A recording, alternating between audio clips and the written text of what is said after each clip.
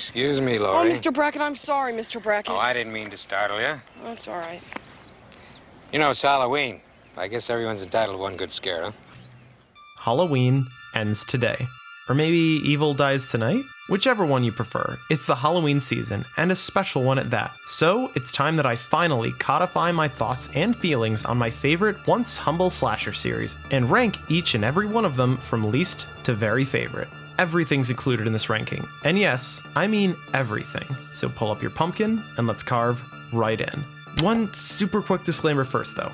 It may not sound that way due to some of the critiques I'm about to hurl, but with maybe a single exception, I love all of these movies, at least for what they are. They're all Halloween, and that's very special to me.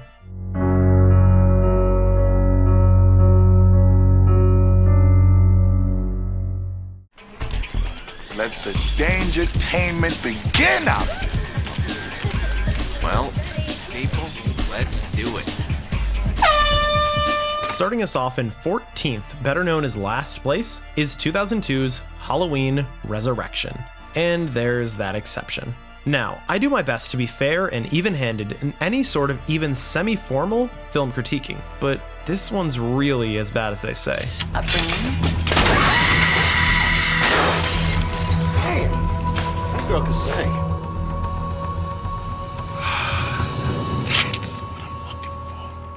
All I can manage that even comes close to positive is to say that some of the film's concepts, the proto-streaming or however you'd classify it specifically, isn't totally dead on arrival and could maybe be said to be ahead of its time. Other than that, and with all of those qualifiers, I can't think of a nice thing to say. The film brooms any legacy, any meaningful continuity with the other films, swiftly offstage in favor of an intolerable parade of perhaps the most one-note characters ever professionally put to paper.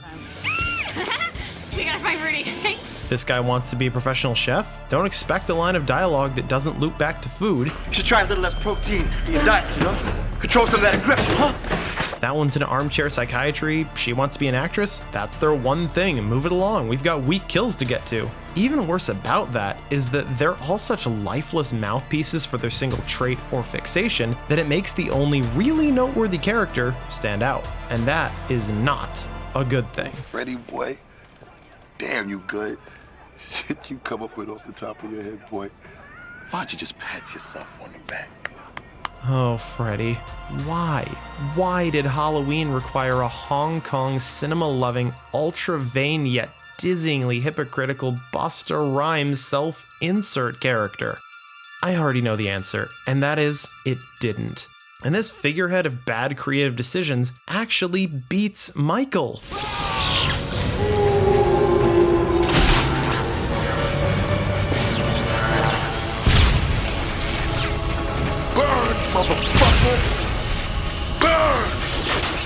Where the great Don Pleasance failed, what a line of police or an explosion could not do, Busta's got covered. Hey, Mikey!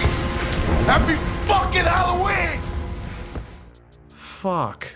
And speaking of the Shape, he's left to act so thoroughly out of character here that it barely matters what happens to him. And yes, I know the Shape is, in his way, an absence of character, and a void that the audience is meant to project into, but there are still certain things that he does and does not do. And this Michael does it all wrong. Since when does Michael frame people for his crimes? Literally, what is up with this head-grabbing, gaslighting Laurie thing? And why does he not kill Freddy? I don't mean how does Freddy beat him, that's another problem. I mean we're forced to endure this extended bit of Freddy verbally abusing Michael, wrongly assuming him to be an employee of his, and the Shape just decides not to kill him. Utter nonsense. I gotta wrap this up, I have better movies to get to. God damn. One more I will say is that the editing is downright harmful, chock full of cheap digital static effects and jittery nonsense insert frames. Halloween Resurrection truly is the franchise's lowest ebb, a genuine, bona fide embarrassment to any and all involved. I'm ashamed that it must be included. One final note I will leave you is, I don't know, a joke that pretty much sums up the competence of what we're dealing with. Look at you, Charlie. It's a nice angle, boy.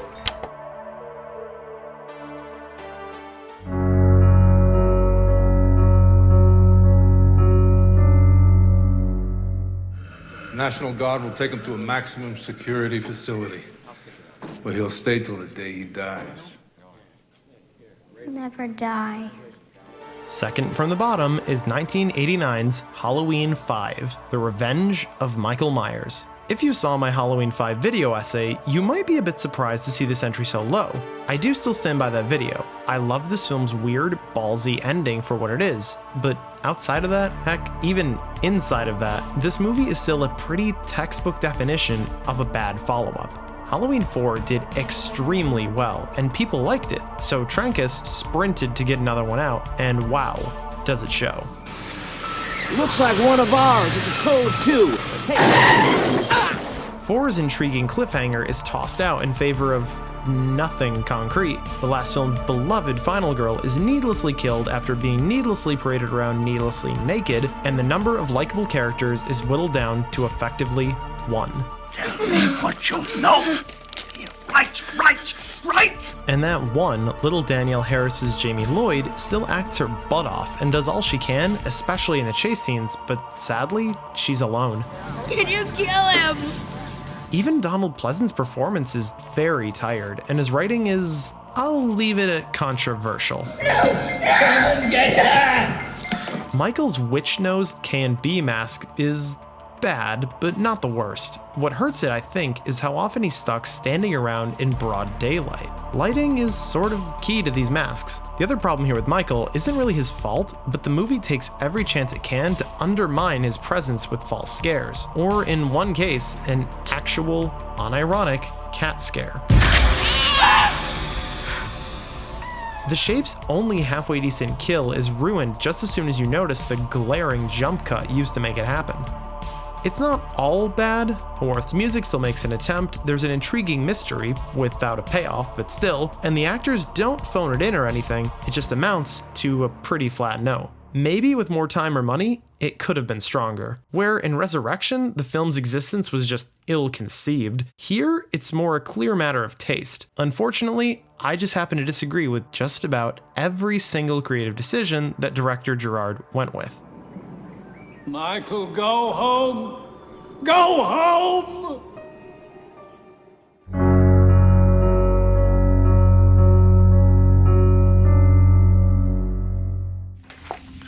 I know what's going on.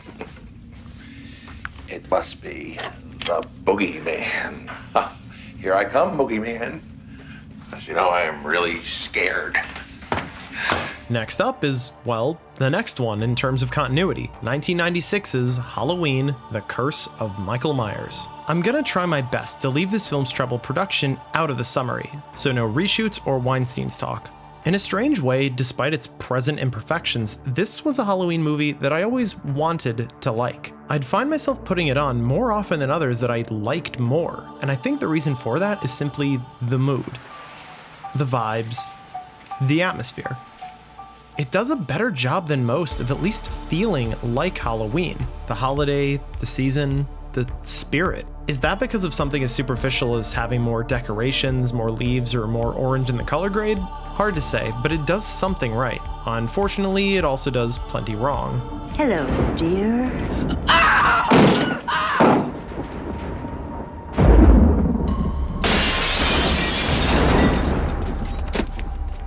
The quality of the visuals themselves range from decent to abysmal, and are only slightly better than the strangely curt editing and the embarrassingly 90s knife transitions found throughout. Introducing Paul Rudd is a robot. I won't let anything happen to you. I seriously cannot fathom someone preferring him over Anthony Michael Hall's Tommy. Sorry, getting ahead of myself, but what is this delivery? Dr. Loomis, thank God you're here. Everyone else does their job just fine. Serviceable final girl, over-the-top shock jock, they stay in their lanes and it works. I bet she wears crotchless panties and barks like a dog. As I was saying, Bless his heart, Donald Pleasance was still trying right up to the very end, though sadly, in this version at least, there is very little of him.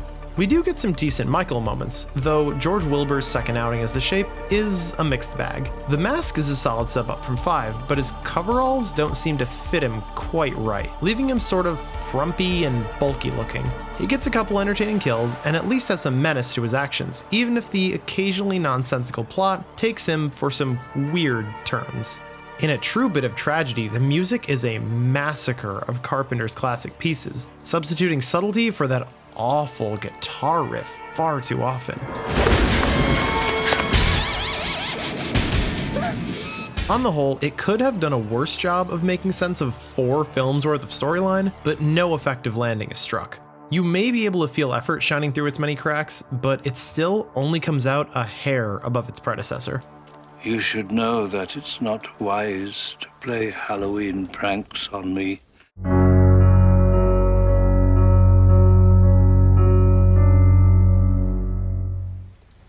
White horse?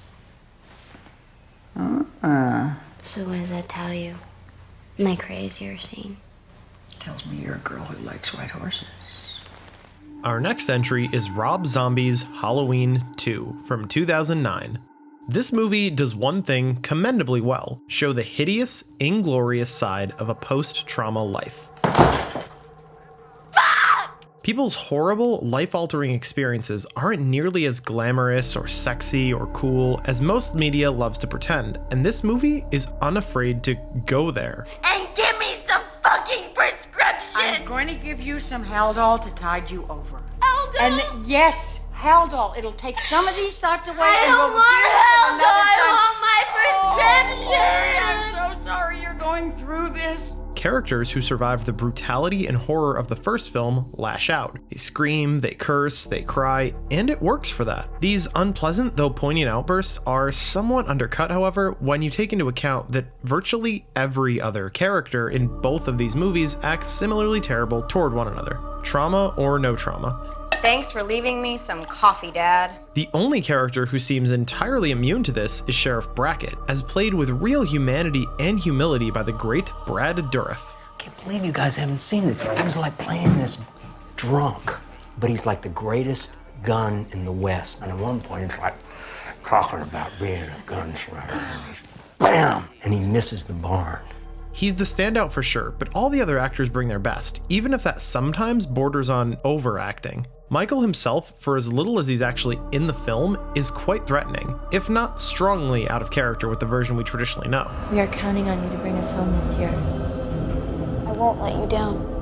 What few kills he manages are truly ultra-violent, but the murky, grungy visuals and erratic camera work can leave them hard to make out. The whole film can be said to be like that. Detached, hard to read. Even the musical score isn't much more than this one bizarre, eerie tone that's played for effect here and there.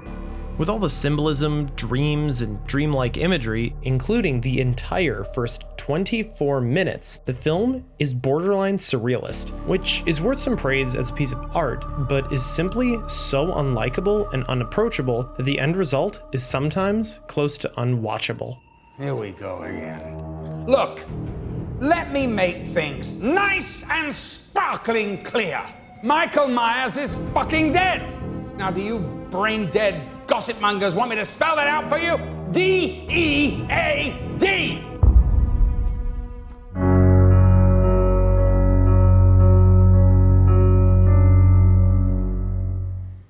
Please, as my colleague, as my friend, I can't go through this again. Not alone. Next up is the producer's cut of The Curse of Michael Myers, or Halloween 666, or whatever you want to call it. In short, the superior version of the movie that was slowly Snyder-cutted into existence in 2015, after years of existing only as rumor and bootleg. And now I own it on 4K. How about that? So, how's the movie? Being reasonable, it's still no masterwork, but many of the elements that almost worked in the theatrical cut are improved here. The music goes from intrusive to just flat, and the editing mellows out enough to breathe some life back into characters and scenes. Here's a perfect example. Oh, that's it, Deborah. Yeah, just keep slipping her the cash. You know, while you're at it, I got a great idea. Here, why don't you give her all of our goddamn money? Oh, yeah, that's it, Deborah. Just keep slipping her the cash. You know, while you're at it, I got a great idea. Here, let's give her all of our goddamn money. The theatrical cut just ignorantly blunders through this character introduction without the courtesy of an insert shot to show us what the hell is going on. The producer's cut version is still over the top, but it at least respects the basic etiquette of editing. A problem that this improvement actually raises, though, is that once the movie slows down to breathe, it's easier to spot that it's still lacking some much needed internal logic. I think Michael is under the influence of an evil rune. Thorn. But the structure here is at least easier to follow, and comes together as something of an ambitious attempt at an ensemble piece, with Haddonfield at the center. Not the last time we'll see that.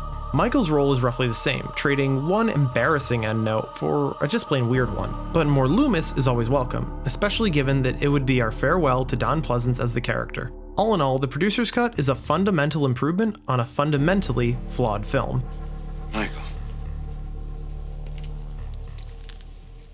What have they done to you?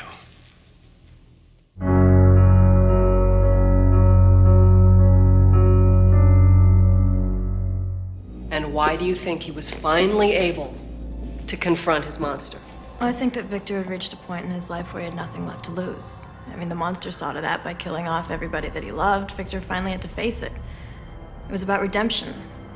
It was his fate. Next up in the ranking is 1998's Halloween H2O, 20 years later.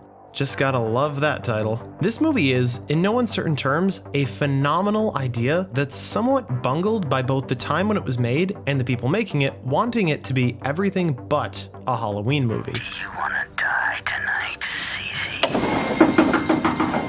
Cece? A Friday the 13th director using music ripped right from Scream and Psycho, ain't that cute? Hi, Janet Leigh.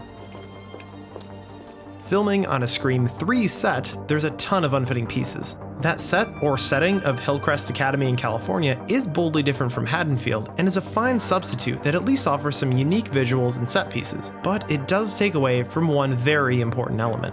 A private school in no way has the same universality as a quiet suburb. It's far less relatable and therefore less scary. My brother killed my sister when she was 17. This being in continuity with Halloween 2 means that Michael and Laurie are still siblings, which, though a matter of preference whether that's good or bad, also detracts from that universality. Think about it. You're safe from this particular shape unless you're at this one specific private school and happen to be between him and his sister. And even then, he doesn't kill the cute mother-daughter duo or LL Cool J. Which, hey, Michael being more of a stalker than a killer, as he is in this movie, is simply a creative choice, and not a bad one. Ideally, there should be a balance, but his dismally low body count, paired with the fact that he settled with perhaps the worst masks in the series, doesn't give him much room to be scary or threatening. Hi. Nor do the false jump scares, but I've talked about that before too in another previous video. The movie isn't really bad, it's just dated and a bit dull. Jamie Lee Curtis does manage to carry the entire cast on her strong shoulders, and once the third act kicks off into a full-on Shape v. Laurie showdown, it gets pretty damn fun to watch and incredibly satisfying. Oh, Miss Tate, happy Halloween.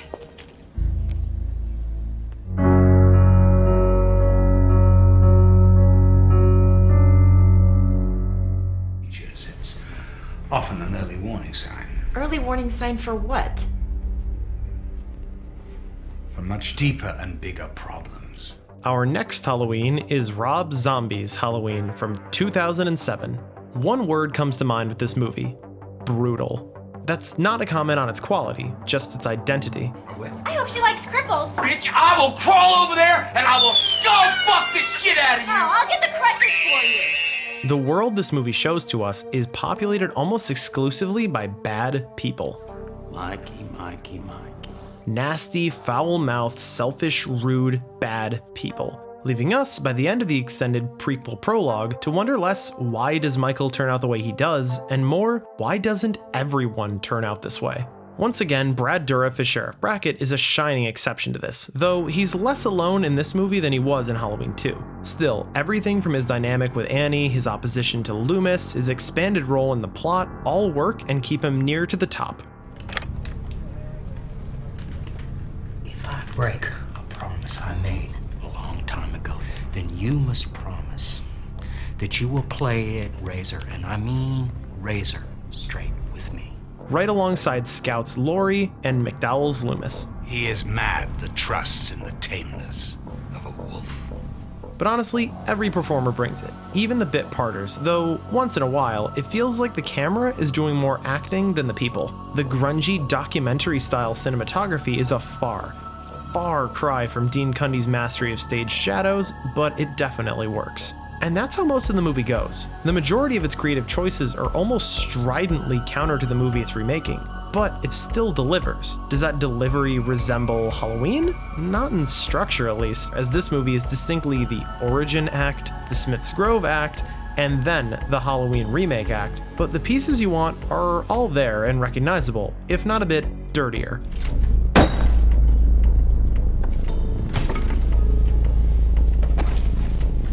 Michael, as played with a ton of physicality by Tyler Mane, is truly intimidating and stands out as a great slasher. The choice of songs on the soundtrack might be a bit self-serving or at times just odd, but the reorchestration of John Carpenter's unforgettable theme is respectable and well handled. All in all, it's not the sort of film I'd recommend to everyone, same with any Rob Zombie film really.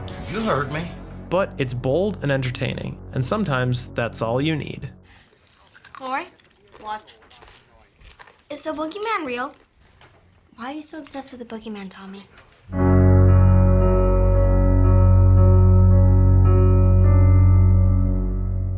What's going on out here?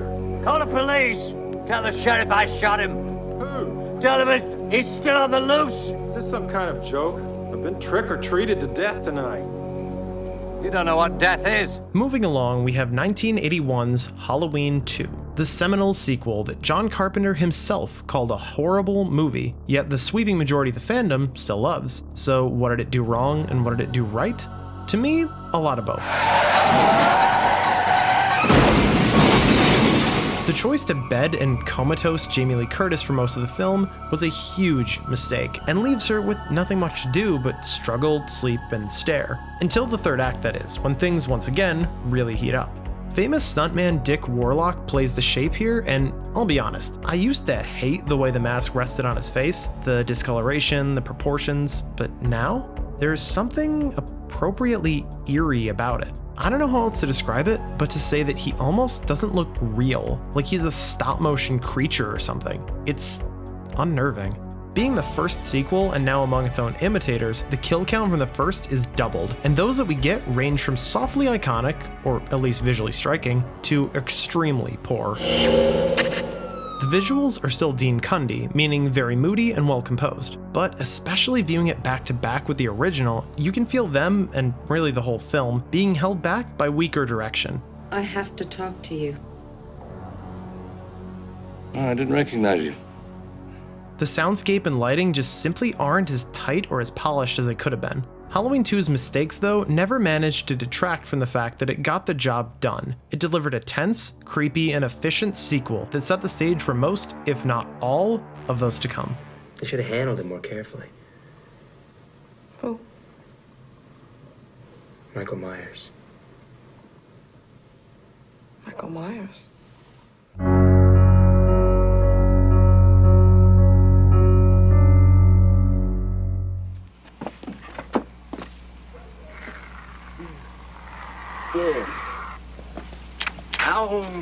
Halloween.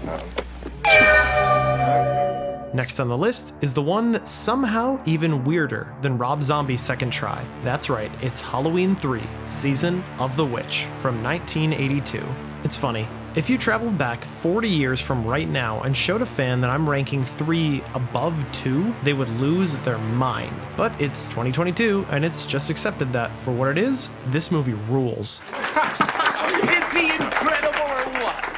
Sinister and seasonal throughout, the mood of this movie is so very strong. Even with fewer pumpkins and fake leaves, Dean Cundy's excellent visuals and the constant hum of Carpenter and Howarth's synths build out an oppressive and spooky world to get lost in. The mystery that the plot centers around is downright intriguing too, even if large, important swaths of payoff don't make a lot of sense. We had a time getting it here. You wouldn't believe how we did it. But details like that simply don't matter here, because ideally you're too engrossed to ask. It's like a magic trick, or maybe a practical joke. And this is the best ever, a joke on the children. But there's a better reason. You don't really know much about Halloween. Dan O'Herlihy as the evil yet affable Conal Cochran, Silver Shamrock Novelty's Faustian Willy Wonka figure, is, all by himself, worth the ticket price of the film. Tom Atkins is great, Dick Warlock is scary, and the whole cast is quality cult material, but Cochran is something special. Of course, in the end, it's just another form of mask making. Bless you. When he has to be charming, you can't help but love him, but when he drops that smile and reveals his intentions... The barriers will be down, you see, between the real and the unreal. And the dead might be looking in to sit by our fires of turf. He's a perfectly deranged, eloquent supervillain character, the likes of which comes only so rarely in horror films. This movie was crafted from a single sentence pitch that was witchcraft in the computer age, and it absolutely nails that. From the ingenious computer reinvention of the pumpkin opening to the bizarro storyline, it finds and hits that mark. It's such a strongly moody piece of 80s cult horror that it really does feel like a lost Carpenter film, far more so than 2, which felt wholly like a De Laurentiis production. It's not perfect, but it's nearly perfect at what it's trying to do. Proud community, predominantly Irish. Irish Halloween masks? California, you never know.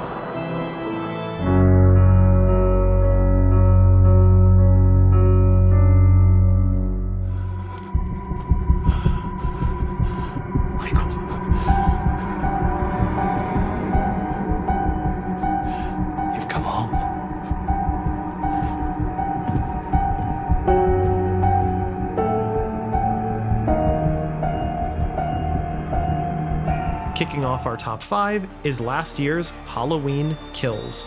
At the risk of lighting the comments section on fire, Kills might just be the last Jedi of Halloween sequels. It picks up frame perfect from where the previous film left off, before its tone sharply pivots and it makes certain complex, for the series it's in, claims that leave the fanbase divided on if the movie is brilliant or bullshit. Maybe he wasn't looking out.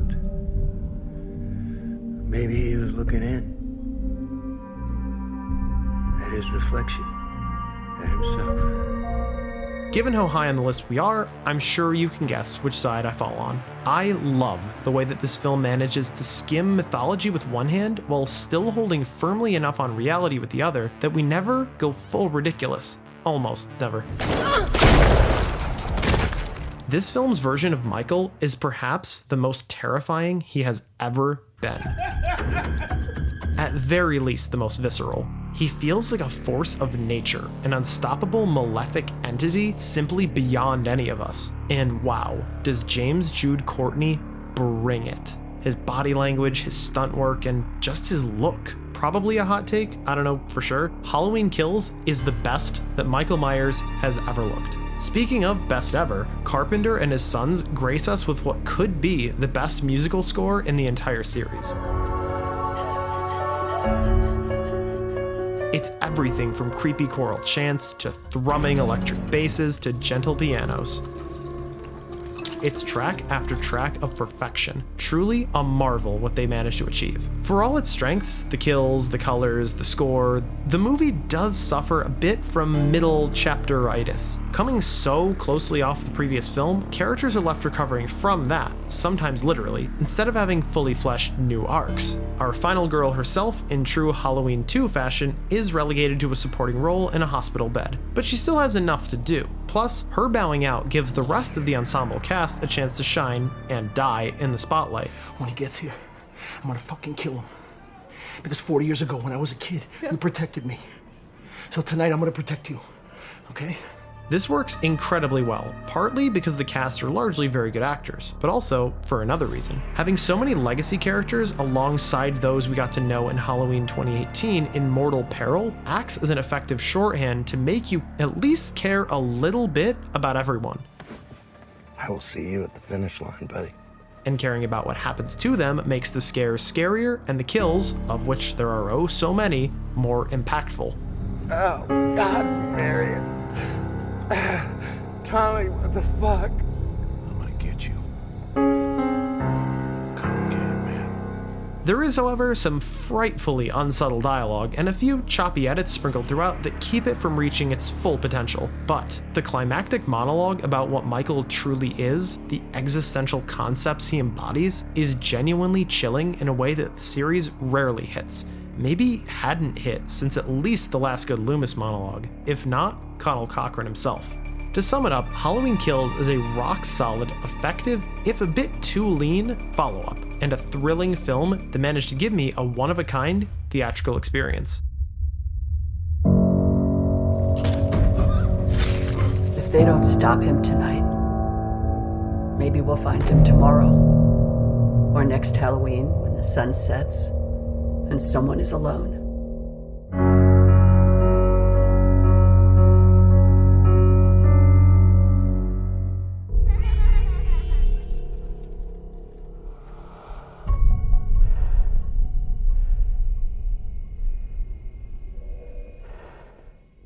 Fourth place in the ranking is Halloween Ends.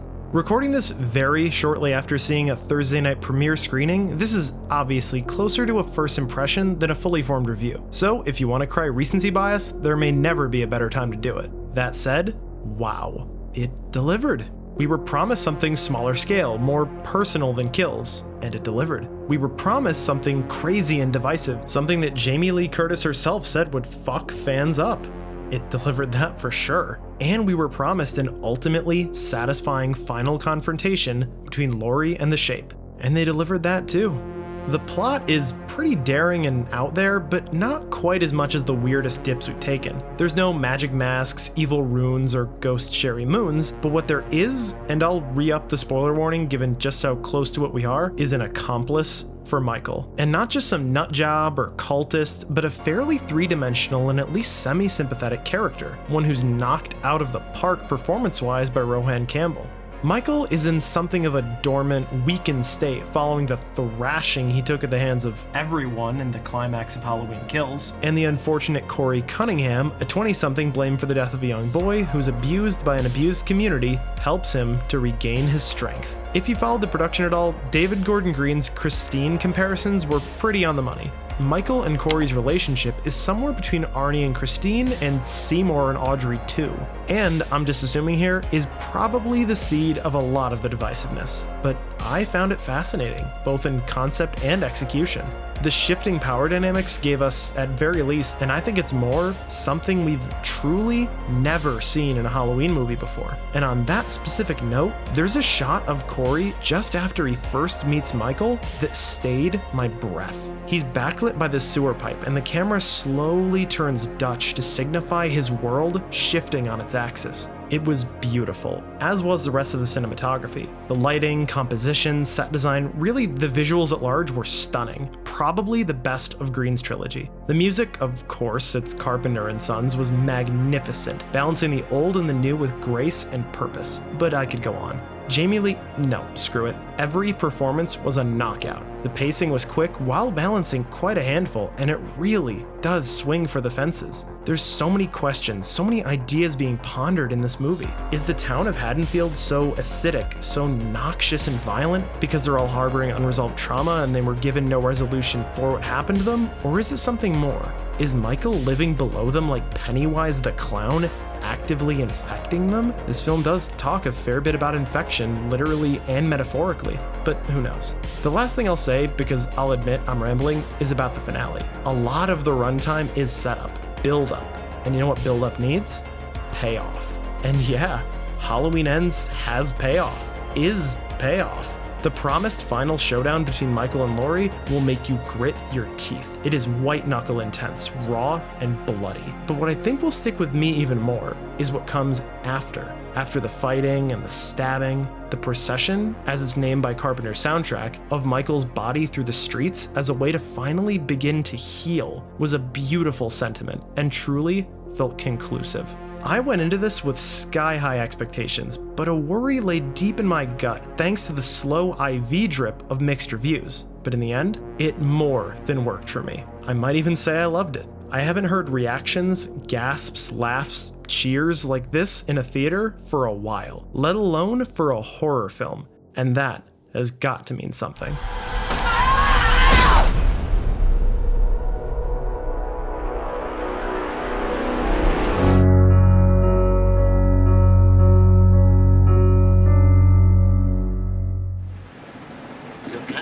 Damnation, mister.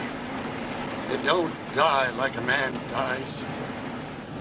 I know that, Mr. Sayer.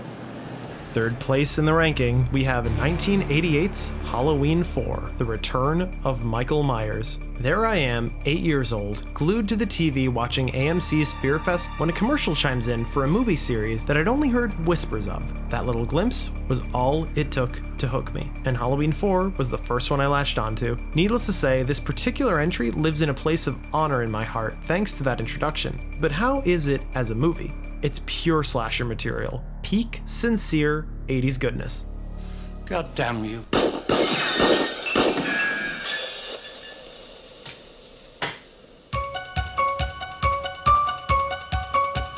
On the heels of the gorgeous atmospheric credit montage, we get a punchy, if a bit contrived, inciting incident that sets the whole movie up well. Michael is on his way back to Haddonfield to hunt down his niece. Loomis knows this, but nobody quite believes him, and go.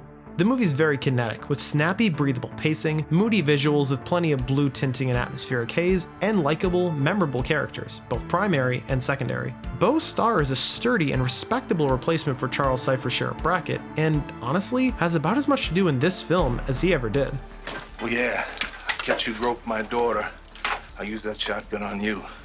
Loomis is in near to, if not top form, balancing both manic and quiet moments. But the pair that rightfully carry the film are Rachel Carruthers and Jamie Lloyd, as played by Ellie Cornell and Danielle Harris respectively. Danielle Harris handles the chases just as well as she does the dialogue scenes and is lovable to boot. Jamie? Discount mart. Can we get ice cream after? And Rachel's arc from selfish teenage brat to full-on final girl is a real winner. Even smaller interactions like Reverend Sayer's doomy ride with Loomis, or the love triangle between Rachel, Brady, and Kelly, Have some coffee. make the world feel lived in and the people feel alive. Michael has some iconic moments in this outing, even if, yes, his look is less than iconic. Call me biased, because I am, but I don't hate this mask as much as everybody. I won't say defend it, but it certainly doesn't hurt the movie for me. Alan Howarth's first outing as the composer doesn't measure up to the earlier mastery, but it doesn't leave you wanting either. The plot leaving Laurie behind is a sure letdown, but they did everything they could to make this movie a pure Halloween experience. It's formulaic and cemented the franchise to forever repeat itself for profit, but oh, how I love it so. State police won't know how to stop him. Do you? Maybe nobody knows how to stop him.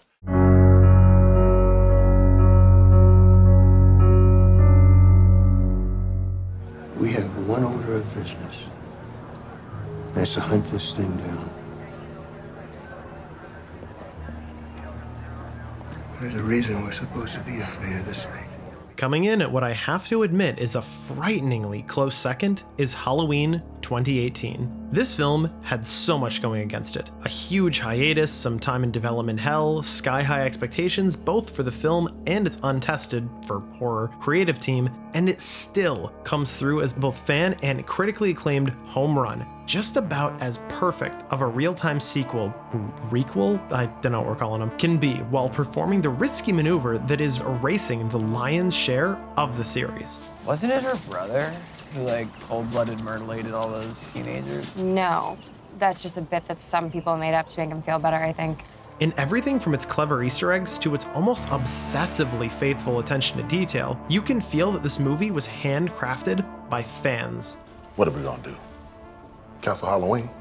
Fans who Jason Blum trusted with a small but not insignificant budget and a highly coveted set of rights. Virtually every element of the production is sleek, slick, and top-notch for slasher fare. The story itself is basic in all the right ways, saving what little complexity there is for its main trio of Strode women and their traumas and interrelationships. Sorry. I saw him in the sheep. Mom. I wanted to kill him. Okay, that's enough, Lord. But of course, the show-stealing character is Michael himself.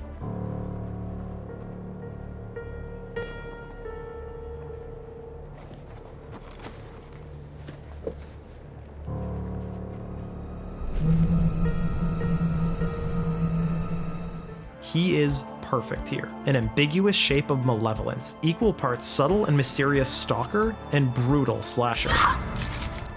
And on the note of slasher, his kills here are also perfectly balanced. For every visual gore fest we're handed, there's another played off camera or the lighter hand to it. Just as strong as the shape himself are his themes.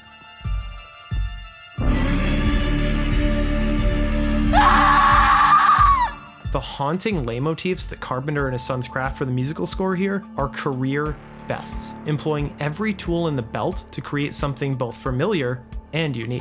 If one factor takes anything away from the film, it's that the comedy, while funny, can become a little overpowering in certain scenes. Man, I got peanut butter on my penis. Luckily, jokes are rarely, if ever, inserted where they don't belong, so no straight scene is tainted by a poorly timed quip or anything, but a few bits or ad-libbed moments could surely have been trimmed out. Let's check it out. Send Danny first! Even still, Halloween 2018 generously delivers on virtually all fronts. The set pieces are nail-biters, the characters are likable, the atmosphere drips, and it pays exactly as much tribute as it needs to. It's as good as you could ever ask a 40-year anniversary film to be. Say goodbye to Michael and get over it. Goodbye.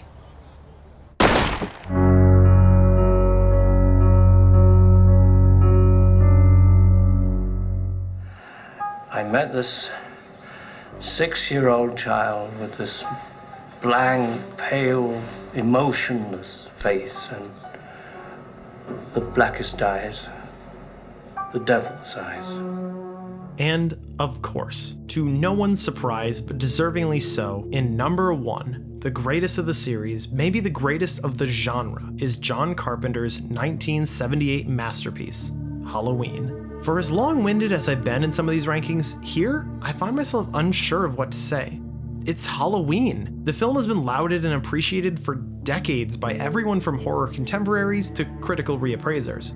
It's so good, so powerful, and so profitable that it kickstarted an entire subgenre, to say nothing of the franchise itself, which has generated billions in box office revenue and is still alive to this very day. The atmosphere of cold yet very real and familiar suburban dread is unbeatable, and Carpenter and Dean Cundy's use of light, shadow, and Panavision Steadicams broke ground and did work to etch The Shape and his rival into legend.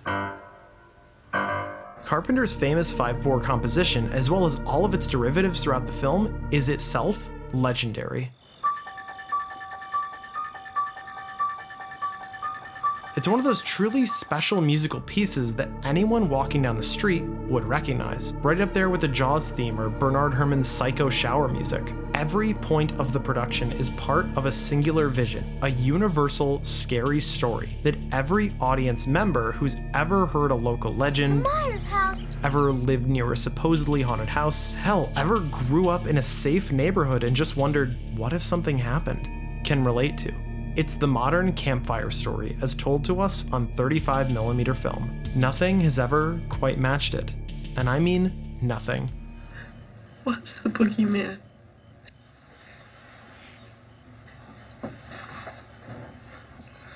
As a matter of fact, it was. Maybe you're as big a fan of these movies as I am, or maybe you've seen one or two and were curious how the rest of them stacked up, or maybe you hate them all and are into spite watching, I don't know. This Michael Myers bullshit! What matters is that it's October, autumn, the spooky season. The leaves are changed, the air is crisp, and everyone is entitled to one good scare. However you like that scare delivered, whether it's elevated horror, a haunted hayride, a walk in the woods, or maybe even a stuntman in a William Shatner mask, make sure to let yourself have it. To pull a quote from Kafka, "My fear is my substance, and probably the best part of me." Thank you for watching. Oh, and Happy Halloween.